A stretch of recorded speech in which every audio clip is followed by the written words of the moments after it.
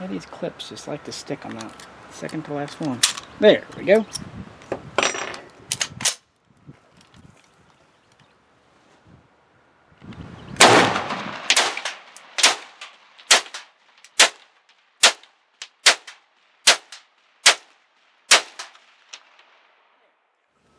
Hi, this is Misha, and this video is on specifically the Russian SKS. We have another video that was part 1 in our Red October series from last year that looked at the SVT-40 and the SKS, and the reason I put those two together was that their designers, Tokarev and Simonov, really went head-to-head, and there was a big back and forth. First, Simonov's AVS-36 was adopted, then Tokarev's SVT-40, and so on and so forth. That's really where the SKS came from. That's where they matched together. In that video, I showed a refurbished 1951 Russian SKS. I've got a couple of different ones now, and I thought I would show them again. This is a slightly earlier one. This is a 1950 Tula. I would call this a light refurb. It still has the original finish on the metal. The stock was replaced. These early stocks tended to be brittle, so it's not very uncommon to find them replaced. But, you know, a nice, honest import light refurb, 1950. We're going to look at some of the early features that it exemplifies. And to contrast that pretty early example, we've got a pretty late one. This is another Tula. This one is a so-called letter gun. Most commonly, people think these are made in this particular letter, which was I, was made in 1957. Anyway, this is a late production Tula, and we'll look at the differences that changed between them. They're not a whole lot, but there are some.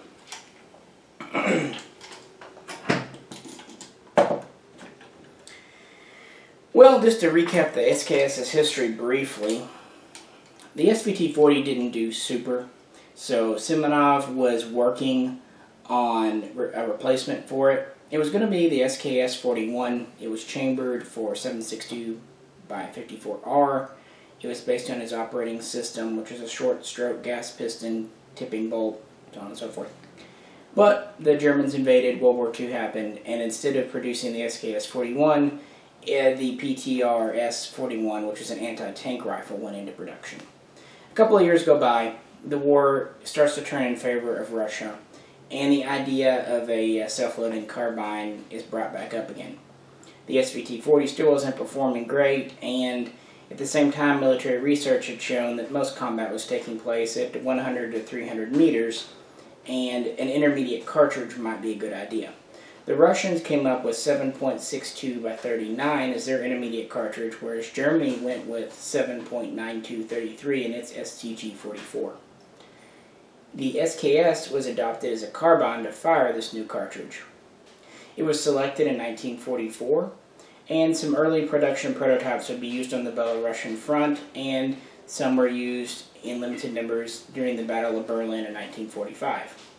It was officially adopted as the self-loading Simonov carbine, SKS, 1945, obviously. But right after it was adopted, the war ended, and the whole thing was basically shelved. After World War II, the Great Patriotic War for Russians, Russia had other priorities. They had plenty of guns. It was now peacetime. There were other things to put money and labor into as opposed to self-loading weapons. So Simonov, not one to give up, spent the next few years kind of perfecting his design. And it was good because in 1949, it was called upon to go into production and general service.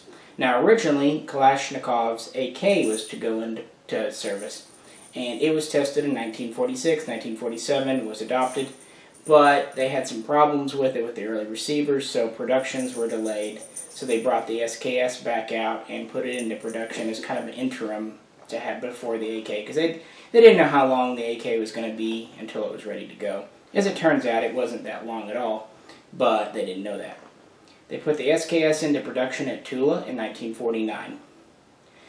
Now, the early ones, this is a 1950, as I said.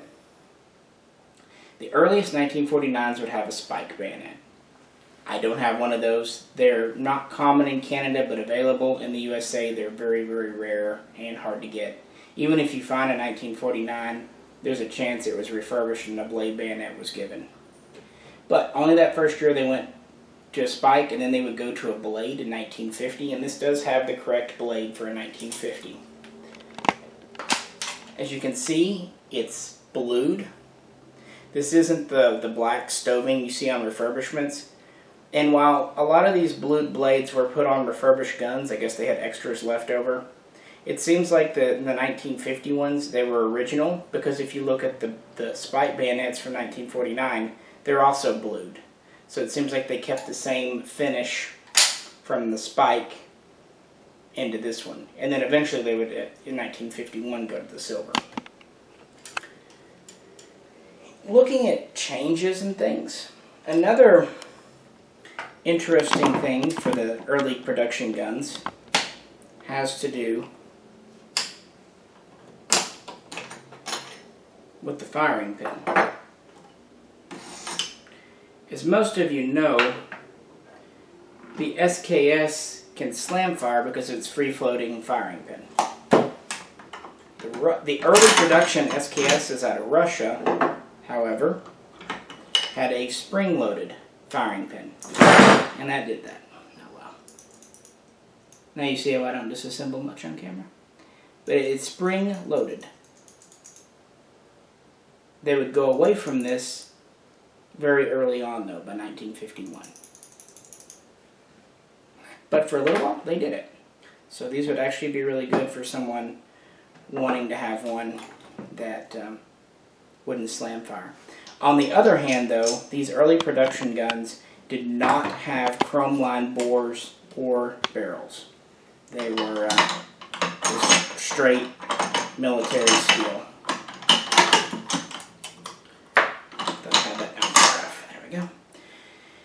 But, so that was a couple of changes that they would introduce later on. Also, if you look at the dust cover, they're a little different early.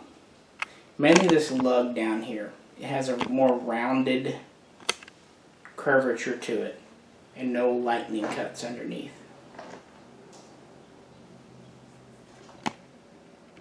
We have the Tula marking on it, of course, with the date.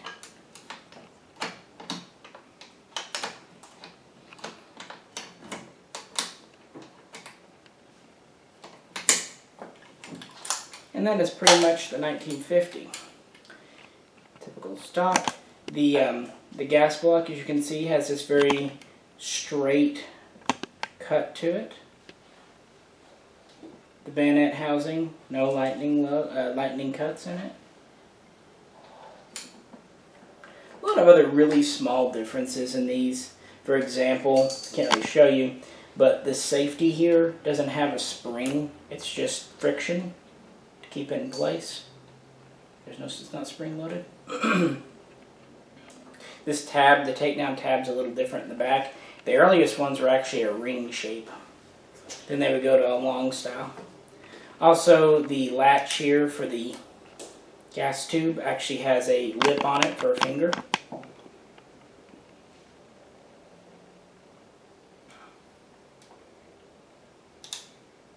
So yeah. That's the early Tula. Let's look at the late one.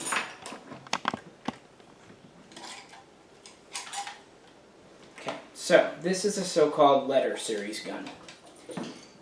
Tula would stop dating these in 1955. You won't find a 56 dated example.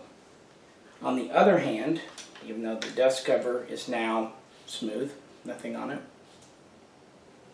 you will see a letter code near the serial number. They started with what was the Russian equivalent to D, then I, then K. These are the three letter series that we know of. Most people speculate, assume, believe, have researched that this stands for 56, 1957, and 1958. If that's the case, this one being an I would be made in 1957. On the other hand, people have found guns that still have the 1955 dated dust cover with a D on them. But who knows, it could have been swapped out. You know, dust covers are easy to take on and off. Either way, there's the idea. Other people say that production still ended in 1956 at Tula, and that the DKI letter guns were all made 1955, 1956. Take your pick. That's the more older form of belief. The newer one is 56, 57, 58. Either way, by 1958, they were done with production at Tula. As for Izhevsk, they would only produce the SKS in 1953 and 1954. This is known. So most of your Russian SKSs were made at Tula. It was about 2.6 to 2.7 million. So production changes. There aren't that many, but kind of like with the SVT-40, there are some. First off, we have some lightning cuts added to the bayonet lug on the barrel. We have this polished silver bayonet blade. These sometimes have a gold tint. Some people believe it's just from storage in Cosmoline. Other people say it was a treatment they put on them to better protect them in long term. Either way, the later ones were silver. The gas block is actually quite different. It has a very, almost like a 90-degree angle cut in it. I would assume that was mostly a lightning cut. It may be also easier to manufacture, probably was. The bore is now chrome lined, which is nice. The takedown lever for the gas tube lost its lip and instead has a hole for a bullet tip, probably a little more secure. The rear takedown lever is ever so slightly different as well. It's a little bit shorter. The safety now has a spring and detent system, so it kind of locks itself into either position. You know, it's hard to get it in the middle. Either wants to spring to one or the other versus just being friction like the old one.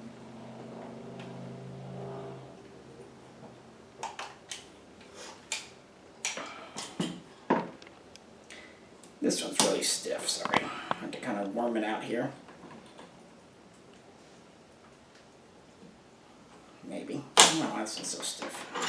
Need to look into that later. But this dust cover is a little different. As you see, it has 2 holes drilled in it, and the bottom is lightning cuts, just to save a little bit of weight.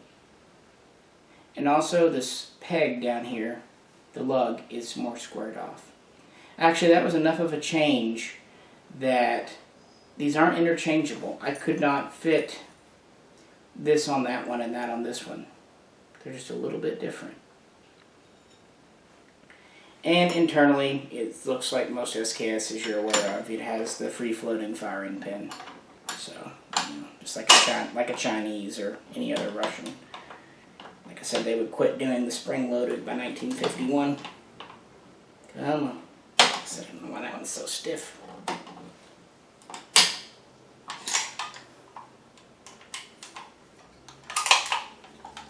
Yeah, the Russian SKS. It is meant to be fed with a stripper clip. As you see, it does hold open on an empty mag. Mag is fixed. Trigger is military.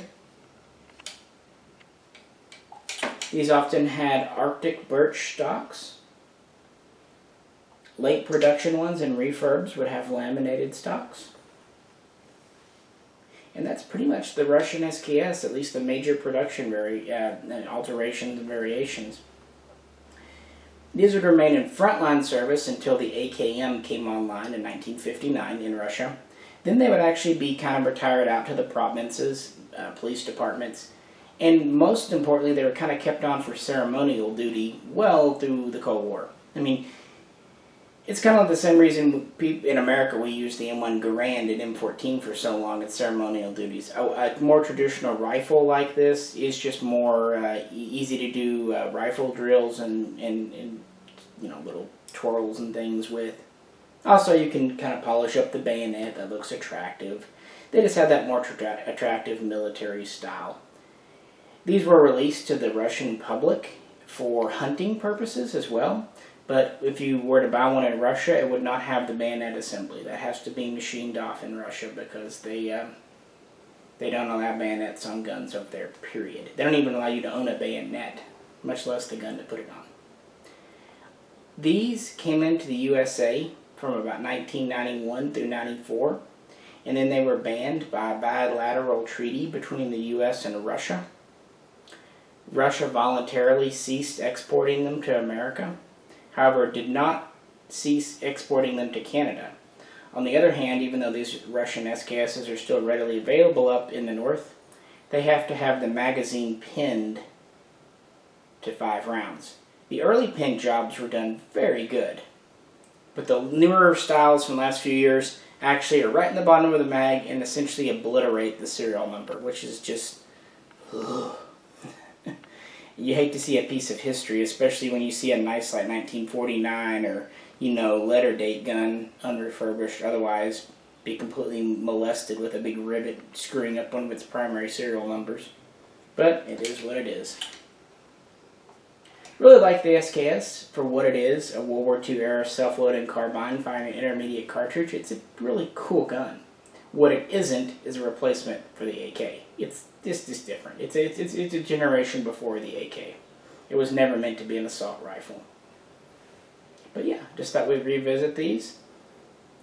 Definitely worth checking out again. Plus I had 2 new examples in the store to show off. If you have any questions or comments, welcome you to post them below. Really appreciate you tuning in. If you like the video, please click. And please tune again soon for hopefully more interesting videos. This is Misha, and we'll catch you next time.